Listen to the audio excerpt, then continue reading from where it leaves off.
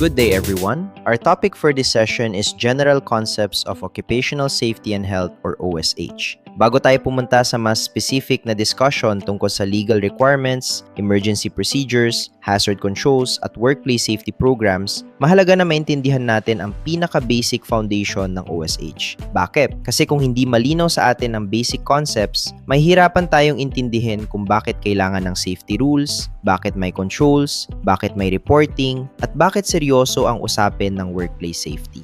Sa lesson na ito, tutulungan tayo nitong maintindihan kung bakit nangyayari ang aksidente, bakit kailangang kontrolin ng unsafe acts at unsafe conditions, at bakit ang workplace safety ay hindi lang trabaho ng safety officer. Mahalagang tandaan yan, minsan kasi may maling mindset sa workplace na kapag usapang safety, automatic iniisip ng tao na trabaho lang yan ng safety officer, ng supervisor, o ng management. Pero ang totoo, ang OSH is a shared responsibility. Ibig sabihin, may role ang management, supervisors, workers, at ang buong organization kasi kahit gaano kaganda ang safety program ng company, kung ang tao ay hindi marunong makakita ng hazard, hindi sumusunod sa safe work practices, o binabalewala ang unsafe condition, pwede pa ring magkaroon ng accident. Ang purpose ng pag-aaral ng general OSH concepts ay para mag-build ng strong foundation for safe work behavior, proper hazard recognition, at effective accident prevention. Sa madaling salita, gusto nating maintindihan hindi lang ano ang rules, kundi bakit mahalaga ang rules. Kapag naintindihan natin kung paano nangyayari ang aksidente, mas maintindihan din natin kung paano sila maiiwasan. At yan ang pinaka-goal ng lesson na ito, to help us think safer, recognize hazards earlier, and understand that accident prevention starts from awareness and shared responsibility. So now that na-introduce na natin ang general idea of OSH, the next thing we need to make clear is this. Ano ba talagang goal ng lesson na ito? Kasi importanteng alam natin from the start kung anong dapat nating ma-understand after the discussion. The objective of this lesson is for participants to understand and explain the fundamental concepts of occupational safety and health as the foundation for effective OSH implementation. Sa madaling salita, ang goal natin dito ay hindi lang ma-memorize ang meaning ng OSH. Hindi sapat na alam lang natin na ang OSH ay tungkol sa safety and health. Ang mas importante ay naiintindihan natin ang deeper meaning nito at bakit ito mahalaga sa actual workplace. So after this discussion, ang expectation is dapat maipaliwanag ninyo bakit mahalaga ang OSH, paano nangyayari ang accidents, paano nagko-contribute ang unsafe acts at unsafe conditions sa workplace incidents, at paano ang organizational failures ay pwedeng gumawa ng environment kung saan mas nagiging likely ang aksidente. Very important yan kasi minsan ang tingin ng tao sa safety ay puro rules lang, parang listahan lang ng bawal at pwede. Pero ang totoo, may dahilan kung bakit may rules, may reporting, may inspections, at may training. In simple terms, this lesson is about understanding the why behind safety. For example, why do we need safety rules? Why do we report hazards? Why do we conduct training? Why do we inspect the workplace? Why do we correct unsafe behavior? Ang sagot dyan is simple, kasi lahat ng yan ay tumutulong para maiwasan ang aksidente, maprotektahan ng workers, at mapabuti ang safety system ng organization. So ang gusto nating mangyari after this lesson is hindi lang kayo makinig about safety, kundi mas maintindihan ninyo kung paano nag-uugnay-ugnay ang behavior, conditions, systems, and decisions sa workplace safety. Kasi kapag naiintindihan natin ang basic concepts, mas magiging malinaw kung bakit kailangan ng hazard control, bakit may investigation, bakit may inspections, at bakit shared responsibility ang safety. So ang lesson na ito is not just about knowing the meaning of OSH. It is about understanding the reason behind safety practices para mas ma-apply natin sila ng tama sa actual workplace. Now that clear na sa atin ang objective ng lesson, the next thing we need to answer is the most basic question. What is occupational safety and health? Kasi bago natin maintindihan how accidents happen and how they can be prevented, kailangan malinaw muna kung ano talaga ang sakop ng OSH.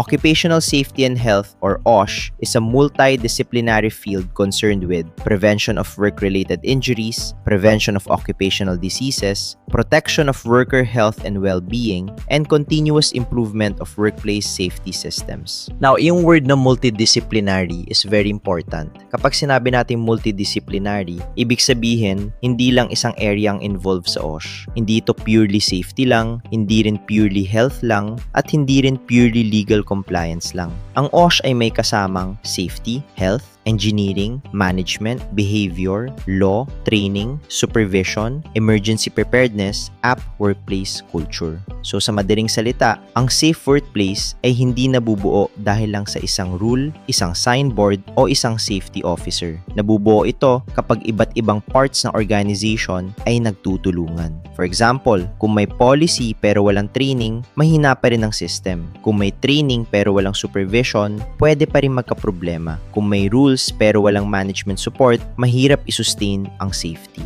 So ang OSH ay talagang team effort and system effort. Now, para mas simple, pwede natin tingnan ng OSH in two parts. Number 1, occupational safety. Ang occupational safety focuses on preventing accidents and injuries. Dito, pumapasok ang pag-prevent ng slips, trips, falls, cuts, electric shock, fire, at other accident-related incidents. So kapag ang concern ay physical injury or unsafe event, usually safety side yan. 2, occupational health. Ang occupational health naman focuses on preventing illness and protecting the well-being of workers. Dito pumapasok ang pag-prevent ng stress, fatigue, ergonomic strain, occupational disease, poor ventilation, exposure, at other health-related concerns. So kapag ang concern ay kalusugan, strain, exposure, or well-being, health side naman yan. Now, there's one more part of the definition na very important din, continuous improvement of workplace safety systems. Napakahalaga nito kasi pinapaalala nito sa atin na ang OSH ay hindi one-time activity. Hindi ito yung nag-orientation ng once, okay na, naglagay lang ng signage, okay na, nag-inspection ng minsan, okay na. Hindi ganun ang OSH. Ang OSH must be continuously reviewed and improved through inspections, incident reports, worker feedback, training, audits, at management action. Ibig sabihin, ang safety system na organization dapat laging time check. May kulang ba? May bagong risk ba? May naulit bang problem? May worker feedback ba na dapat aksyonan? May incident ba na dapat pagkuhanan ng lesson? So the real idea of OSH is this. It is a complete system of protecting workers from injury and illness while continuously improving how the workplace manages safety and health. Malinaw na sa atin kung anong OSH. The next important question is this. Bakit ba nangyayari ang accidents? Kasi isa sa pinaka-importanting principle sa safety is this. Accidents are not random.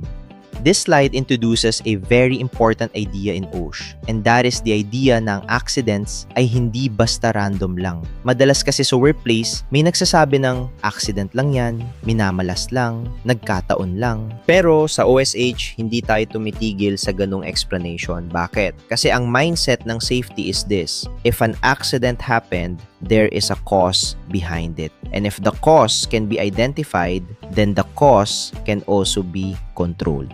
Yan ang isa sa pinakamahalagang foundation ng accident prevention. The slide mentions several accident causation theories such as Heinrich's domino theory, Bird's loss causation model, James Reason's Swiss cheese model, and systems theory of accident causation. Ngayon, hindi man pare-pareho ang structure ng mga theory na yan, pare-pareho ang lesson nila. Accidents usually happen because of a chain of causes, not just one isolated event. Ibig sabihin, kapag may nangyaring accident, madalas hindi lang iisang bagay ang dahilan. May sequence yan. May contributing factors, may system weakness, may condition, may decision, may delay, may missing control. For example, kung may worker na nadulas sa wet office floor, hindi sapat na sabihin lang natin, careless kasi siya sa OSH. Mas malalim ang tanong natin.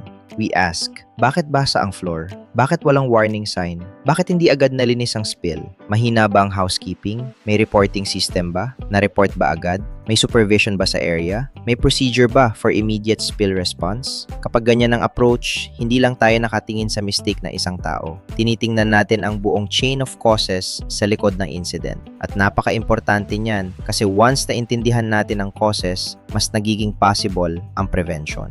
Ito rin ang dahilan kung bakit ang pag-intindi sa accident causation ay tumutulong para lumayo tayo sa pure blame at lumapit sa real prevention. Instead of asking only, sino ang nagkamali? Mas magandang tanong ay, ano ang pumalya sa system at paano natin mapipigilan na maulit ito? Kasi minsan, oo, may unsafe act ang tao. Pero minsan din may unsafe condition, weak supervision, poor housekeeping, kulang na training, delayed reporting, or weak management control sa background. So ang goal ng OSH is not just to find fault. The goal is to understand the event well enough so that the organization can improve the system. So now that naintindihan na natin na accidents are not random, the next question is this. Ano-ano bang usual categories ng causes ng accident? Dito pumapasok ang modern OSH perspective. Sa modern view ng safety, hindi sapat na tingnan lang ang aksidente as one mistake or one event. Mas maayos na tinitingnan natin ang causes in three major categories: unsafe acts, unsafe conditions, organizational causes, or root causes. Unahin natin ang unsafe acts. Ito ay mga behavior or actions ng tao na salungat sa safety rules, procedures, or even common sense. In simple terms, ito yung mga gawain ng tao na pwedeng mag-contribute sa accident. Examples nito ay hindi pagsunod sa procedure, pag-shortcut horseplay, hindi pag-report ng hazard, improper use of equipment. So kapag ang tao ay gumawa ng unsafe behavior, yan ay unsafe act. Next, we have unsafe conditions. Ito naman ay mga physical, environmental, or equipment-related hazards sa workplace. Hindi ito behavior ng tao mismo, kundi condition ng paligid, gamit, o setup ng work area. Examples nito ay damaged cords, blocked exits, wet floors, poor lighting, defective equipment, unstable storage, at iba pang hazardous conditions. So kung ang danger ay nasa workplace condition itself, yan ay unsafe condition. Then the third category is organizational causes or root causes. Ito ang mas malalim na level. Ito ay yung system or management-related factors na nag-aalaw para mangyari ang unsafe acts at unsafe conditions. Examples nito ay lack of training, weak supervision, poor safety culture, inadequate risk assessment, safety programs that exist only on paper. So sa madaling salita, ang root causes ang gumagawa ng environment kung saan nagiging possible ang unsafe acts at unsafe conditions. At ito ang very important lesson ng slide na ito. Accident prevention must not focus only on worker behavior. Kasi kung ang titingnan lang natin ay nagkamali ang worker, kulang ang analysis natin. A complete safety approach must address the worker, the workplace condition, and the management system behind the work. So kung may aksidente, hindi sapat na tanungin lang natin sino ang nagkamali. Mas magandang tanong ay may unsafe act ba? May unsafe condition ba? May organizational weakness ba sa likod nito?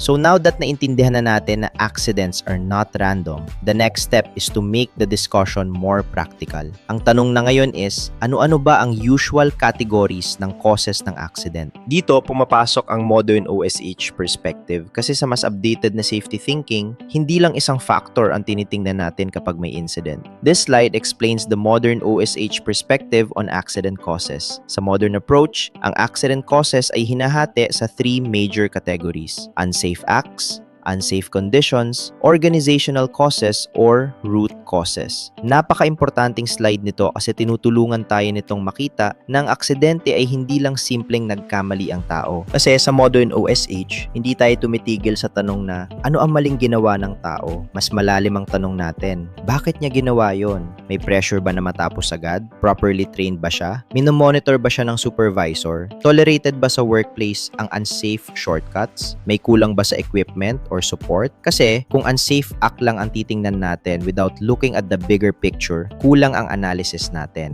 For example, kung may worker na nag-shortcut, baka unrealistic ang workload, baka walang available na tamang tool, baka hindi na correct noon ang same unsafe behavior, baka normal na sa team ang ganong habit, baka mahina ang safety safety culture. So ang tamang OSH approach is identify the unsafe act but also understand the reason behind it. Diyan nagiging mas fair at mas effective ang prevention. Unsafe acts related to behavior and attitude include shortcuts, carelessness, ignoring procedures, risky behavior, and negative attitudes towards safety. These actions increase the chance of accidents, but they should be analyzed not only as worker mistakes but also in relation to pressure, training, supervision, and workplace culture.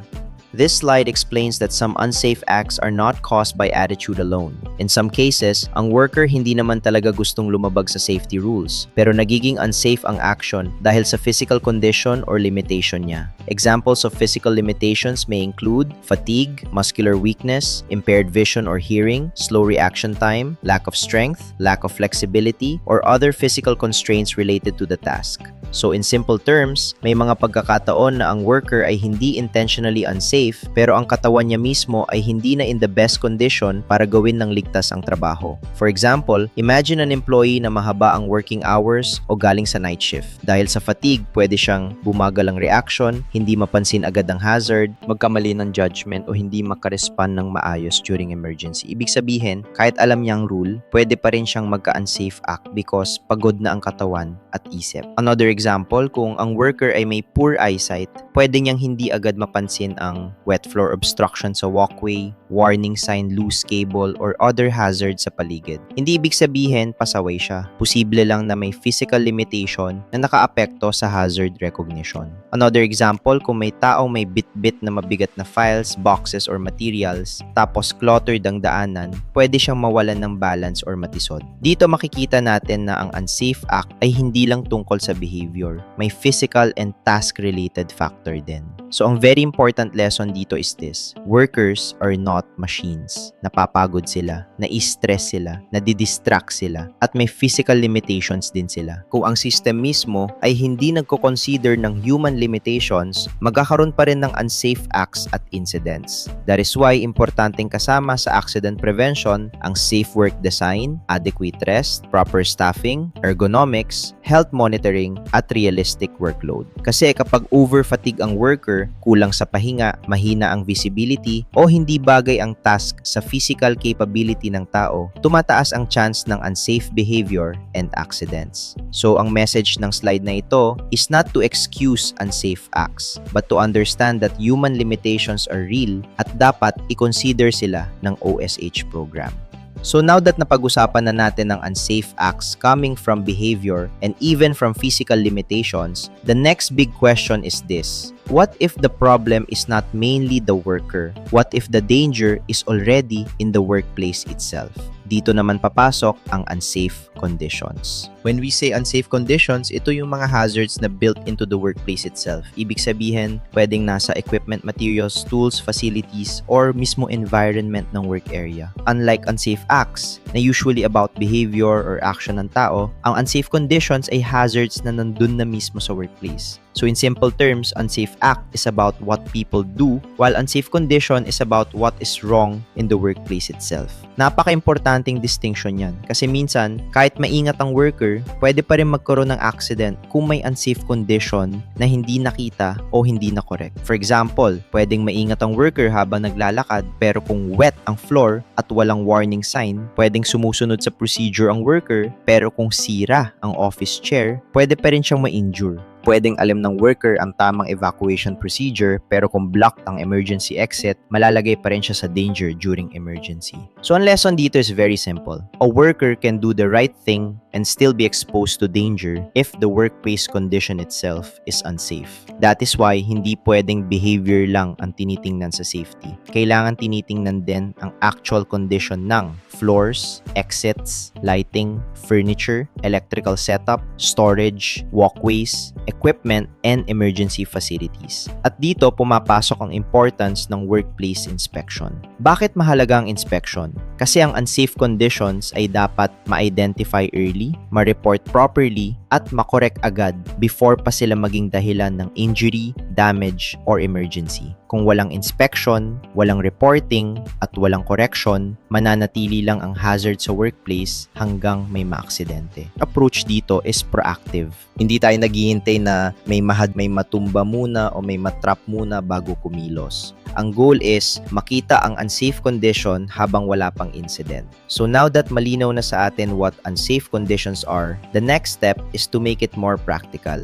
Kasi minsan kapag sinabing unsafe condition, ang iniisip agad ng tao ay pang construction or pang heavy industry lang. Pero ang totoo, kahit sa office setting, maraming unsafe conditions na galing mismo sa ordinary office equipment. This slide gives us examples of unsafe conditions related to office equipment. Examples nito ay overloaded electrical outlets or extension cords, damaged power cords, defective printers or photocopiers, unstable filing cabinets, broken office chairs, non-ergonomic workstation setup, at loose cables across walkways. At napaka-relevant nito sa service industry workplace kasi ito yung klase ng hazard na madalas nakikita araw-araw pero minsan tao at hindi na nire-report.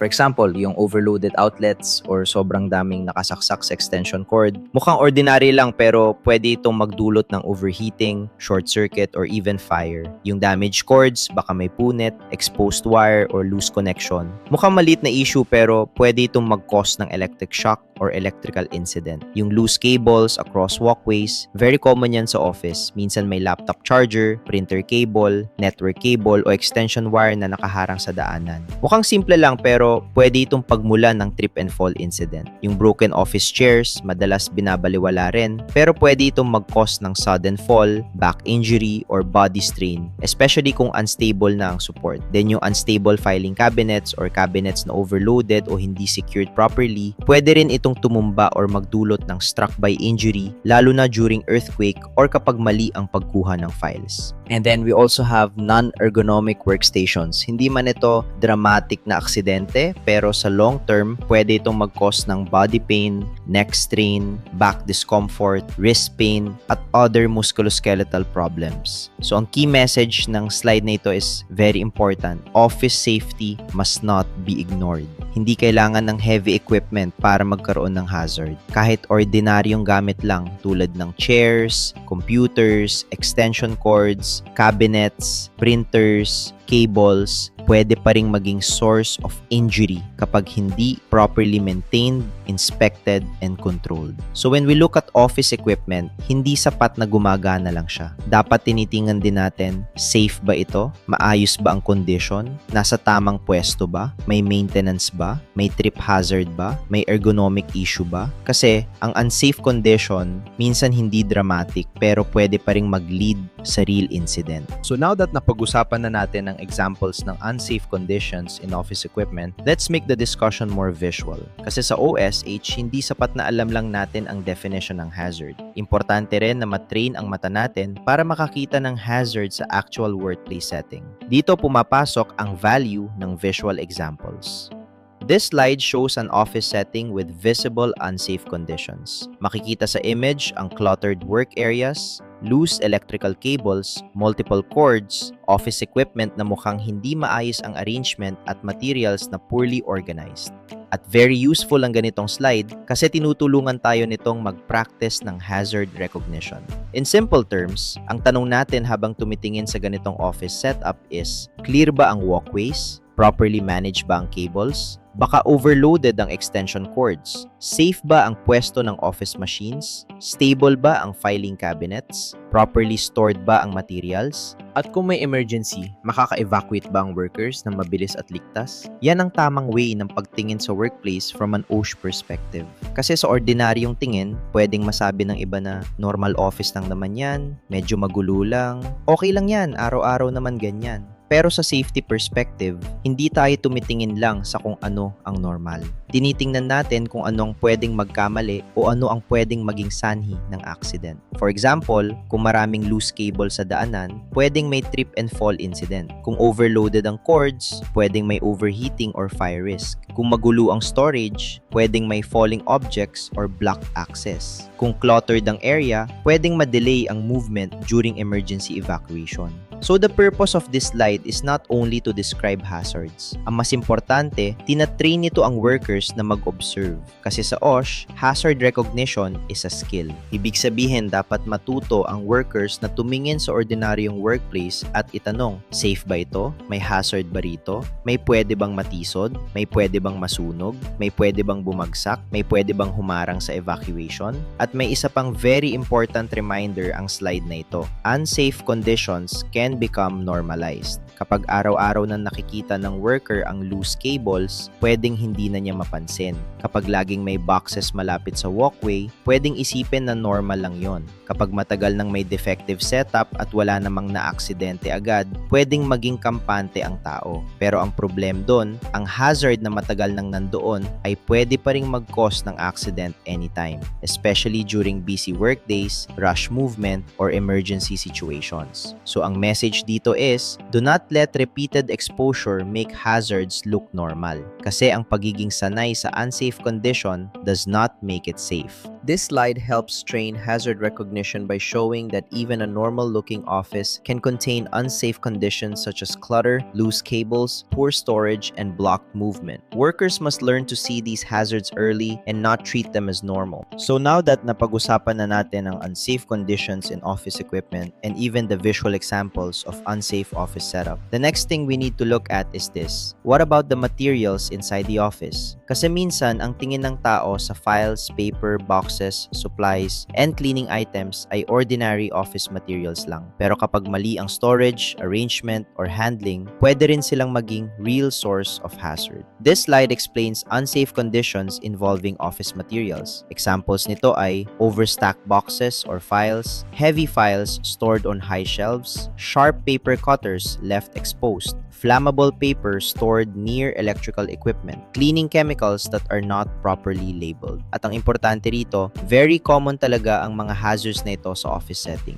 Minsan, sanay na ang mga tao sa ganitong setup, kaya hindi na nila nakikita na may danger na pala. For example, yung overstacked files or boxes, pwedeng biglang bumagsak at maka-injure ng worker, especially kung nasa ibabaw sila ng cabinet, shelf, or storage rack. Yung heavy materials on high shelves, delikado rin yan for two reasons. Una, pwedeng mahirapan ng worker sa pagbuhat or pag-abot, kaya may risk ng strain or body injury. Pangalawa, pwede rin yung biglang mahulog at makasugat sa taong nasa ibaba. Then, yung sharp paper cutters or similar tools, kung naiiwan na expose, pwede itong mag-cause ng cuts, especially kapag nangmamadali ang worker o hindi agad napansin ang blade. Yung paper or flammable materials stored near electrical equipment, very important din yan kasi kahit ordinary paper lang yan, once nilagay malapit sa possible heat source, outlet, machine, or electrical panel, pwede yung mag-increase ng fire risk. And then, yung unlabeled cleaning chemicals, delikado rin yun kasi pwedeng ma-misuse, mapagkamalan, o ma-mix sa ibang substance. At kapag chemical ang mali ang handling, pwedeng magdulot ng skin irritation, inhalation problem, or unsafe reaction.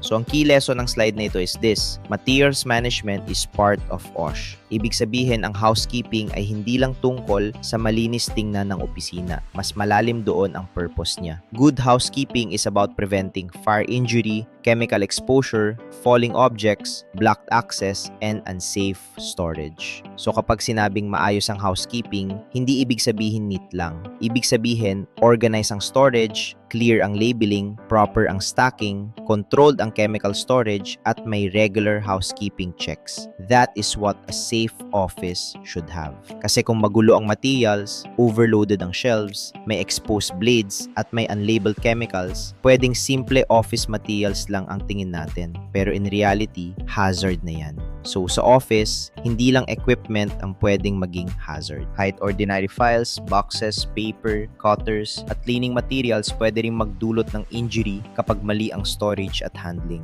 Unsafe conditions in office materials include overstacked files, heavy items on high shelves, exposed cutters, flammable materials near electrical sources, and unlabeled chemicals. These hazards show that good housekeeping and proper materials management are essential parts of workplace safety.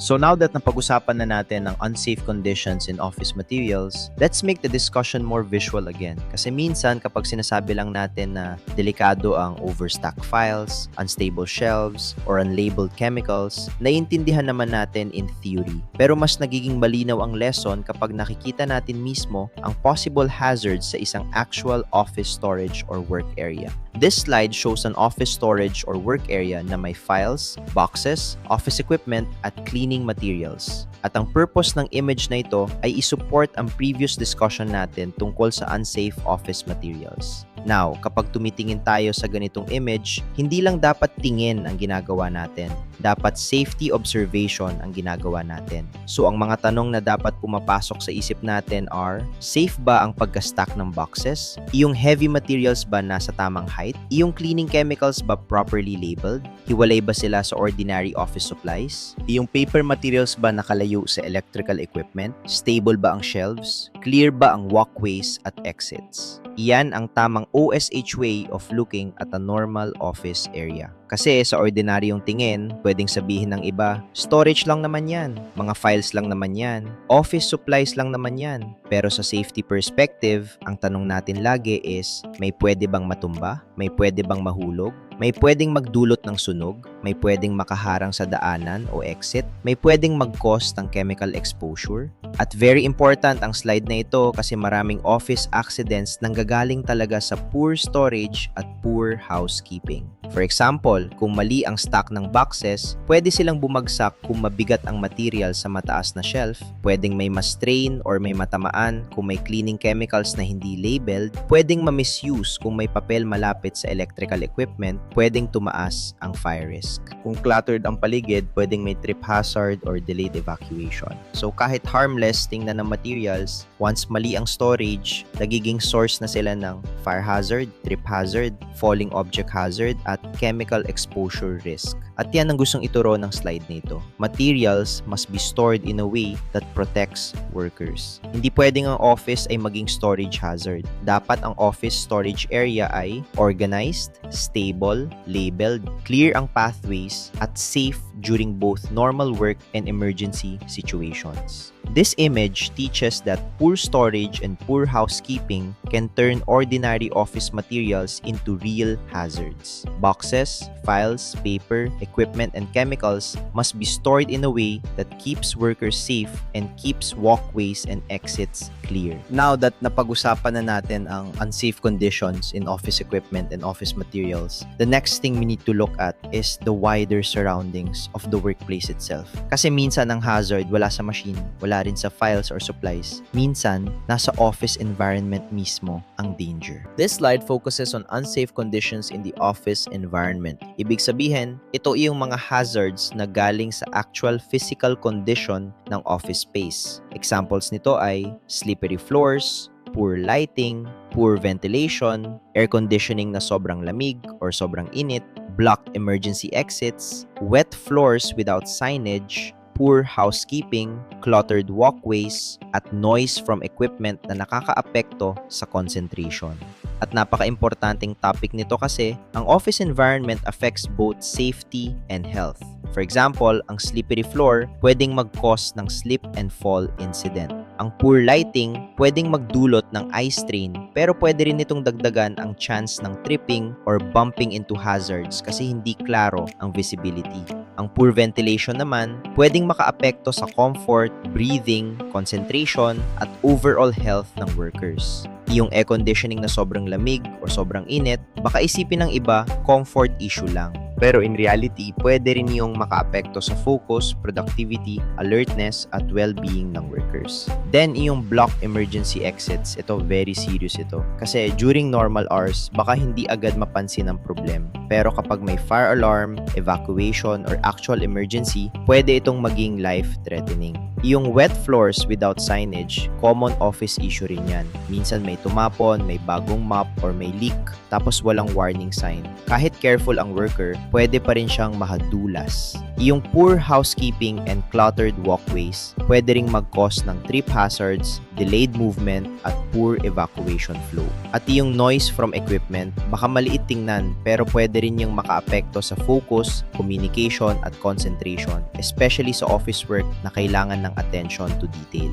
So ang key lesson dito is this: safety is affected by the physical condition of the workplace. Ibig sabihin, kahit trained ang workers, kahit maingat sila, kung ang office environment naman ay poorly maintained, nandyan pa rin ang risk. So hindi pwedeng behavior lang ang i-correct natin. Kailangan inaayos din ang mismong environment. That is why a safe office environment should be clean, well-lit, well-ventilated, organized, properly maintained, and prepared for emergency evacuation. Sa madaling salita, ang office should support safe work, not create additional hazards. Unsafe conditions in the office environment include slippery floors, poor lighting, poor ventilation, blocked exits, wet floors without signage, cluttered walkways, and other poorly maintained physical conditions. These hazards affect both safety and health, which is why the workplace environment must be kept clean, organized, and safe. So now that napag-usapan na natin ang unsafe conditions in the office environment, let's make it more practical again by looking at a visual example. Kasi sa OSH, hindi sapat na alam lang natin ang examples in theory. Importante rin na matuto tayong tumingin sa actual workplace at makita kung anong pwedeng maging hazard kahit mukhang normal lang ang setup.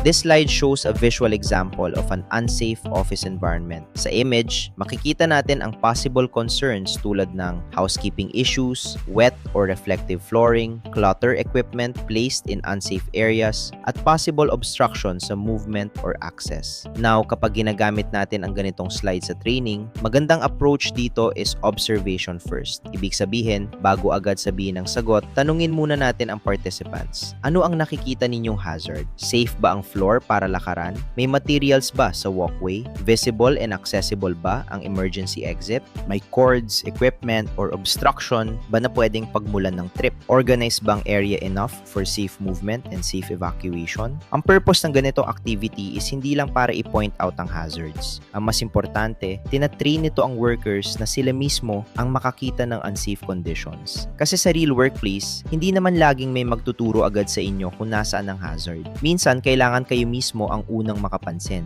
For example, kung ang floor ay mukhang wet or reflective, dapat maisip agad ng worker, safe bang lakaran ito? May warning sign ba? May chance bang may mahadulas dito? Kung may clutter or material sa daanan, dapat maisip kapag nagmamadali ang tao o may emergency evacuation, makakaharang ba ito? Kung may equipment or cords sa maling pwesto, dapat maisip, may trip hazard ba? Safe ba ang movement sa area? So ang very important lesson ng slide na ito is this: hazard recognition is a practical skill. Ibig sabihin, hindi lang ito memorization ng examples. Dapat ma-develop ang habit ng workers na tumingin sa workplace at magtanong, safe ba ito? May pwede bang matisod? May pwede bang humarang? May pwede bang makadelay sa evacuation? May unsafe condition ba na dapat i-report? At may isa pang importanteng point dito, workers should not wait for the safety officer to notice every hazard. Napakahalaga niyan. Kasi kung lahat iaasa lang sa safety officer, maraming hazard ang pwedeng manatili sa area ng matagal. Ang mas magandang safety culture ay iyong bawat worker marunong makakita, marunong mag-report, at marunong magsabi agad kapag may unsafe condition. So ang goal natin is hindi lang magkaroon ng safety officer na observant. Ang goal natin is magkaroon ng workers who are safety aware. So now that napag-usapan na natin ang unsafe acts at unsafe conditions, the next important question is this: bakit pa nagiging possible ang unsafe acts at unsafe conditions in the first place? Dito pumapasok ang isang very important modern OSH concept, and that is organizational failures.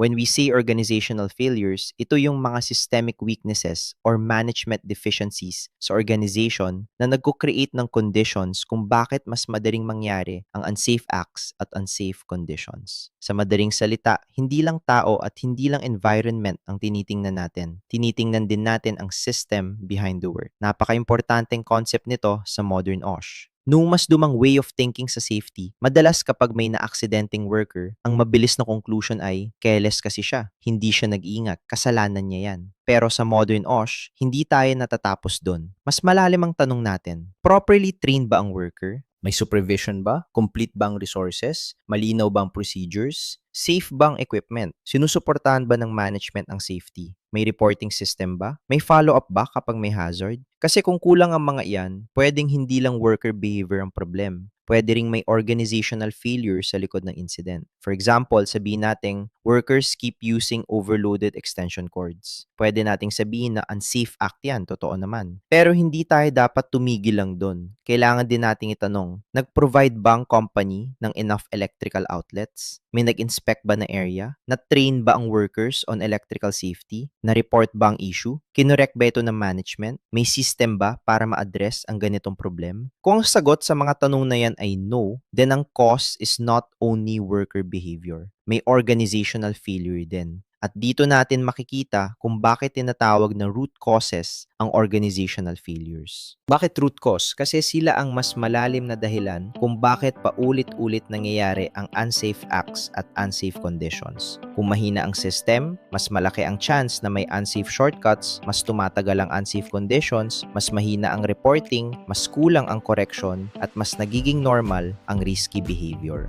So ang key lesson dito is this: if the system is weak, unsafe behavior and unsafe conditions become more likely. Kaya sa accident prevention, hindi pwedeng worker behavior lang ang i-correct. Kailangan tingnan din natin kung may problema sa training, supervision, resources, procedures, inspections, reporting, management action, at safety culture. This is what makes organizational failures very important in accident investigation and prevention. Kasi kapag nakita natin ang root cause sa system, mas may chance tayong gumawa ng long-term correction, hindi lang short-term blame.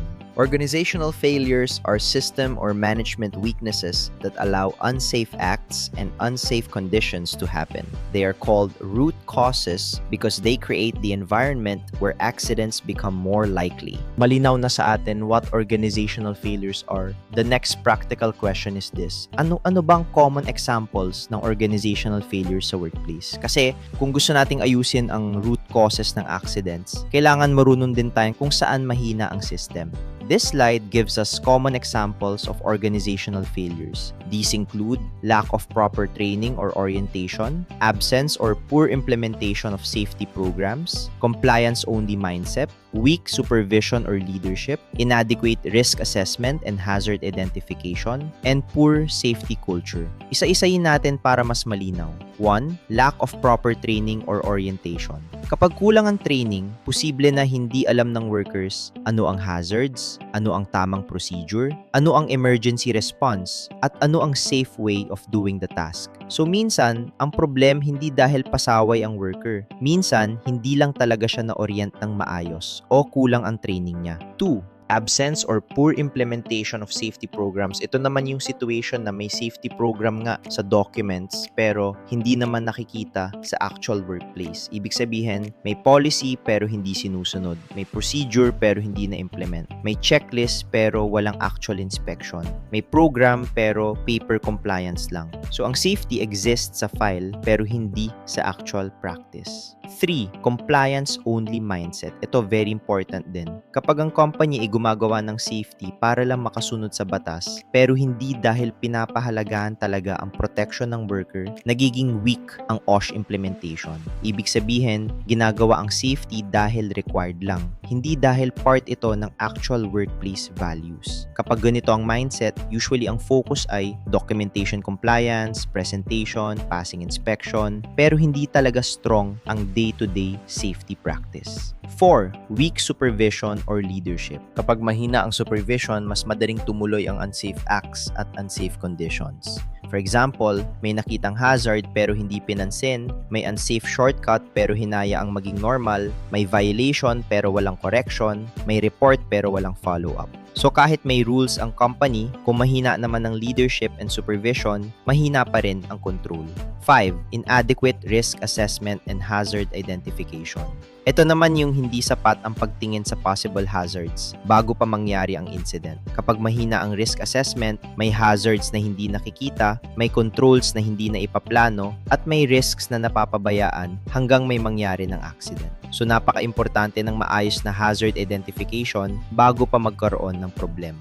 6. Poor safety culture. Ito ang mas malalim na issue. Kapag poor ang safety culture, ibig sabihin hindi seryoso ang workers at leaders sa safety.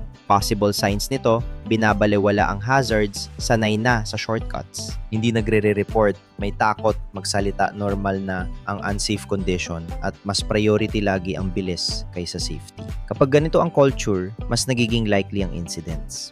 Now, very important ang slide na ito because it teaches us that safety problems are often deeper than what we see. For example, pwedeng ang visible problem ay blocked exit. Pero kapag in-analyze natin ng mas malalim, ang root cause pala ay poor housekeeping policy, weak supervision, lack of inspection or management tolerance. So ang blocked exit ay surface level problem lang. Ang mas malalim na issue ay nasa system. And that is why the trainer must emphasize this point. Strong OSH implementation requires correcting root causes, not only surface level problems. Ibig sabihin, hindi sapat na alisin lang ang harang sa exit tapos okay na. Kailangan din natin tanungin, bakit na-block ang exit? Sino ang nagmo-monitor? May inspection ba? May housekeeping rule ba? Na-enforce ba? Tolerated ba ito ng management? Kapag na-correct lang ang visible issue pero hindi ang root cause, malaki ang chance na bumalik ulit ang parehong problema. Pag-usapan na natin ang unsafe acts, unsafe conditions, at organizational failures. May isang very important mindset question tayong dapat sagutin. Is the accident part of the job? The answer should be very clear. No, accidents are not part of the job. Mahalagang malinaw yan kasi minsan sa workplace, may mga linyang naririnig tayo tulad ng normal lang maaksidente sa trabaho. Parte talaga yan ng work. Wala na tayong magagawa, delikado talaga. Pero sa OSH, hindi natin dapat tanggapin ang ganong mindset. Yes, totoo na may hazard sa trabaho. Pero hindi ibig sabihin na dahil may hazard, automatic normal na rin ang injury. Sa OSH, ang position natin is this. We accept that work may have hazards, but we do not accept that injury is unavoidable. Napaka-importanting difference niyan. Ibig sabihin, kung may hazard sa trabaho, ang tamang sagot hindi normal lang yan. Ang tamang sagot ay i-identify ang hazard, i-assess ang risk, at i-control ito. Kung may risk ang workers, ang company dapat mag-provide ng training, clear procedures, proper supervision, safe equipment, emergency preparedness, at corrective action. So, slide na ito ay very useful for changing mindset kasi ang workers at supervisors hindi dapat masanay sa aksidente. Hindi dapat inormalize ang cut, slip, fall, electric shock, fire, ergonomic injury, or medical emergency. Hindi natin dapat sabihin na parte lang yan ng trabaho. Why? Because once na normalize ang accident, humihina ang prevention. Kapag inisip ng tao na normal lang maaksidente, mas mababa ang chance na mag-report siya ng hazard, mag-correct siya ng unsafe condition, sumunod siya sa procedure, o seryosuhin niya ang safety system. At yon ang delikado. Sa OSH, every incident should be treated as an opportunity to learn and improve. Ibig sabihin, kapag may nangyari, hindi natin tinatanggap as normal. Hindi natin basta binabalewala, hindi natin sinasabing malas lang. Instead, tinatanong natin, ano ang hazard? Ano ang unsafe act or unsafe condition? May system failure ba? Ano ang dapat baguhin para hindi na maulit? So the correct mindset is, accidents are preventable when hazards, behavior, and systems are properly managed. Yan ang gusto nating mabuild na thinking sa workplace. So now that malinaw na sa atin na accidents are not part of the job and that accidents usually involve unsafe acts, unsafe conditions, and organizational failures, the next question is this. Paano ba natin talaga pinipigilan na accidents in a modern OSH approach? This slide summarizes the modern approach to accident prevention. At ang pinaka-importanting idea dito is this. Hindi natin mapipigilan ng accidents kung iisa lang ang tinitingnan natin. Ibig sabihin, kung focus lang tayo sa worker behavior pero binabalewala natin ng unsafe equipment at weak management systems, pwede pa ring mangyari ang accident. Kung ang inayos lang natin ay equipment pero hindi naman trained ang workers, pwede pa ring may incident. Kung nagsulat lang tayo ng policy pero hindi naman may no-monitor ang actual work, pwede pa ring mangyari ang unsafe practice. So the lesson here is very clear. Accident prevention requires intervention at all three levels: unsafe acts, unsafe conditions, and organizational failures. Kaya sa modern OSH, hindi pwede yung one-sided lang ang approach. For example, kung may worker na nag-shortcut, yes, kailangan i-correct ang behavior. Pero kailangan din nating tingnan, bakit siya nag-shortcut? Safe bang equipment? Realistic ba ang procedure? May supervision ba? May pressure ba sa production or timeline? Kung may defective equipment naman, yes, kailangan ayusin or palitan. Pero kailangan din natin tingnan, na-report ba ito agad? May inspection ba? Trained ba ang workers na huwag gamitin kapag defective? May system ba for maintenance and correction? Kung may safety policy ang company, maganda yon. Pero kung nasa papel lang ang policy at hindi nakikita sa actual workplace, mahina pa rin ang prevention. So very important yung statement sa slide. Safety is proactive, not reactive. We prevent accidents by addressing behavior, hazards, and systems simultaneously. Napakalakas na statement niyan. Kapag sinabing proactive safety, ibig sabihin, kumikilos tayo bago pa mangyari ang aksidente.